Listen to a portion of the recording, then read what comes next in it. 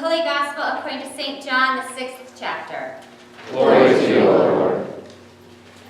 So when the crowd saw that neither Jesus nor his disciples were there, they themselves got into the boat and went to Capernaum looking for Jesus.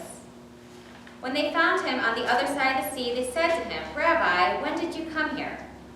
Jesus answered them, "Very truly I tell you, you are looking for me not because you saw signs, but because you ate your fill of the loaves. Do not work for the food that perishes, but for the food that endures for eternal life, which the Son of Man will give you. For it is on him that God the Father has set his seal." They said to him, "What must we do to perform the works of God?" Jesus answered them, "This is the work of God, that you believe in him whom he has sent." So they said to him, "What sign are you going to give us then, so that we may see it and believe in you? What work are you going to perform? Our ancestors ate the manna in the wilderness. As it is written, he gave them bread from heaven to eat." Then Jesus said to them, "Very truly I tell you, it was not Moses who gave you the bread from heaven, but it is my Father who gives you the true bread from heaven.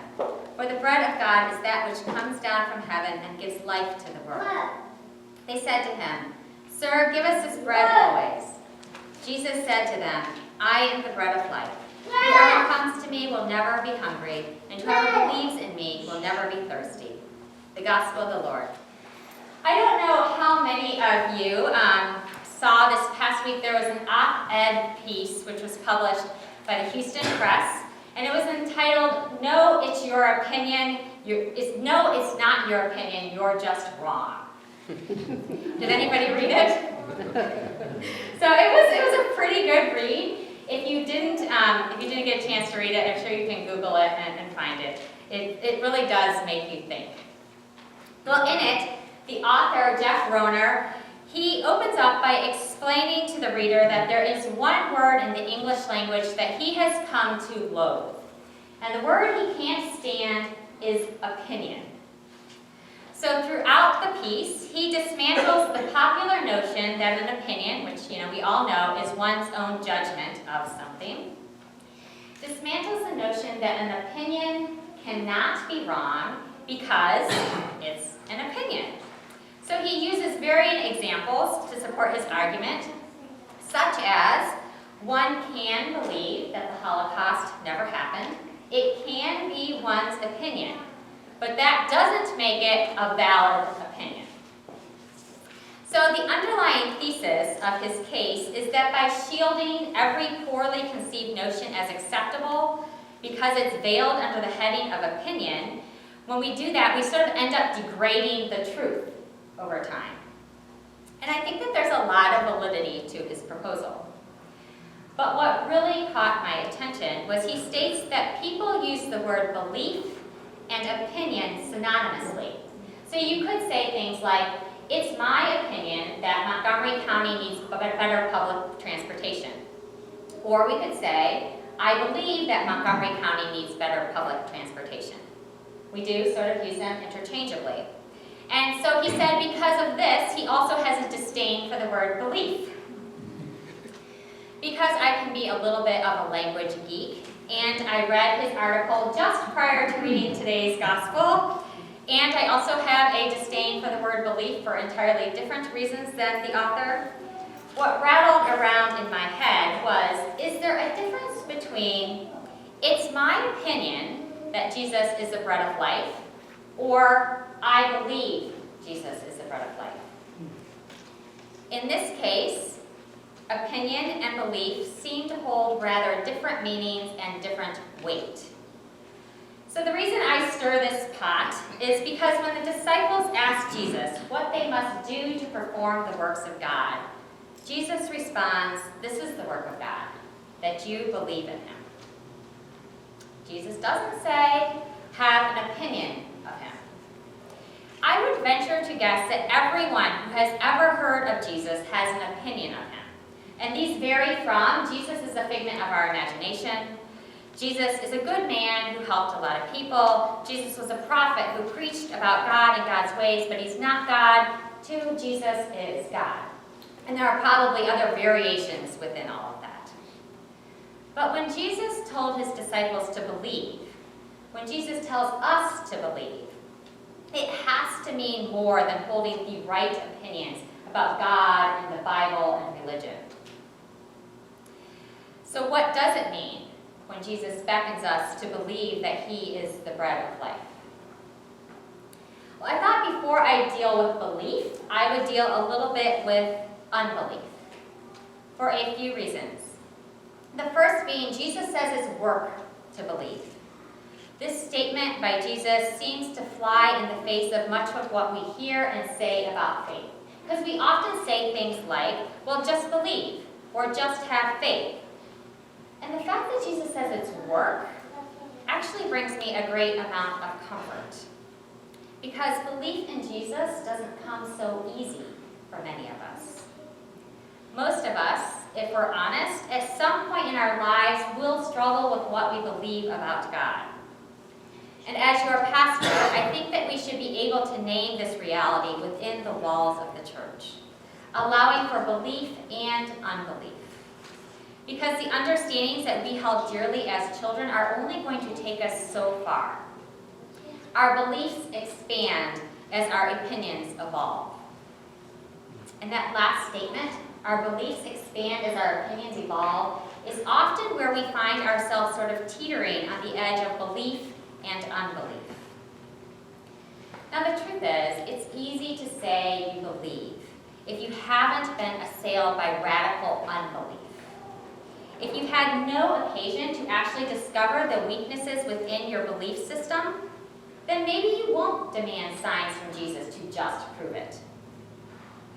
But usually, once life happens, and I think you all know what I mean by life happening, there's some unexpected death, or some unexplainable disease, or there's some painful family discord, or some heartbreaking conversations.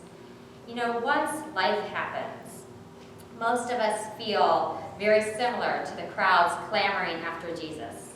We want something, anything to hold on to, so that we know that our belief in something that seems so unbelievable is well placed. And Jesus' response is he tells us he's the bread of life. Great. You're the bread of life. I mean, what in the world is this supposed to do for me? I'm all about metaphor. Metaphors are fun because they allow for interpretation. They allow for varying opinions, and they convey depth that sort of flat information does not. But metaphors are not fun when we want facts, and they are not fun when we want to understand, not fun when we want proof, and they're not fun when we ask Jesus a question, and we just want him to give us an answer. There are so many interpretations of what bread does and why bread is needed that it's unclear how this sort of statement by him is supposed to help the disciples believe. Remember how I said at the beginning that I hold a disdain for the word belief, just as the author does, but for different reasons? Well, that's because often our faith has been turned into a matter of opinion and dogma, which sort of charades as belief. I dislike the word belief because sometimes we explain our belief in Jesus because we can have affirmative statements. Like we can say things like, yes, I believe in the Trinity, or yes, I believe in the resurrection, or yes, I believe in a virgin birth. So what? I mean, so you can say yes to those things? Belief, when you do end up doing that, becomes a test, an argument, and principles. And when we do that, it allows us to determine, sort of for ourselves, or maybe for somebody else, if we're a lost soul going to hell in a handbasket, or some type of saved soul who will eventually feast in the great feast of God. Having the right or wrong opinions doesn't equal belief. And I doubt, and I think that Jesus would totally agree with me on this, I doubt that belief ever comes to somebody as a result of argumentation, reasoning, or proving this or that. Belief is born of engagement and relationship. If it were simply a human possibility, then I could argue you into belief. I could make you believe. But Jesus couldn't and didn't do it. Jesus doesn't want us to just form opinions about him. He wants to shape belief in him, which is why he talks in metaphor. So that when the questions about how could this be true about God, when those questions come up, we can also ask, well, what does this mean about God? Which is precisely why he says he's bread. He could have actually said he's chocolate, he could have said he's a dog, he could have said he's GPS. He could have given us any metaphor, which makes us think, makes us engage, and makes us wonder why. Something that we know a lot about on an organic, feeling, sensory level. Something that gets beyond the intellect. And this is the difference between belief and opinion. Belief is organic, and opinion is intellect. And we need both of them. However, what we do is consciously or unconsciously, the way we encounter the world is through our belief system. We don't do that with opinion. It just helps us form our beliefs. And this is where the author is very, very wrong, that the words are the same. So I thought we would take something radical this morning. Let's take the resurrection. I mean, after all, it's often one of the bigger stumbling blocks in our faith system. Most people, whether you claim a belief in Jesus or not, have an opinion on the resurrection. And it often can become an impediment to our faith. See, Jesus cannot be the bread of life if the bread of life ends up toast on a cross.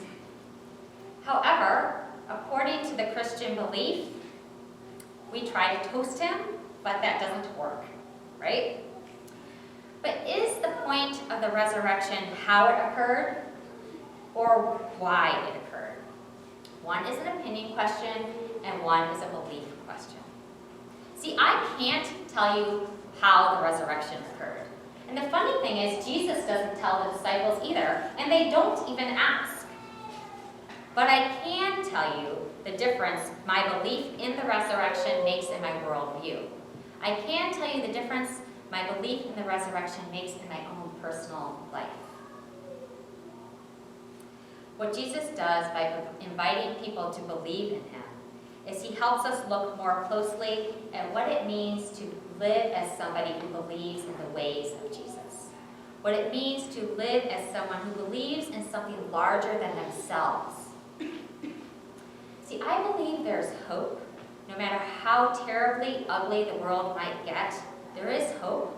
And I can point to the cross and I can say, it doesn't get much uglier than that. And I can point to the resurrection. And I can say that's my worldview, my life view. That hope rises. This belief that hope rises shapes how I view the world. And that's only because of a belief in Jesus. Not because I have an opinion about him.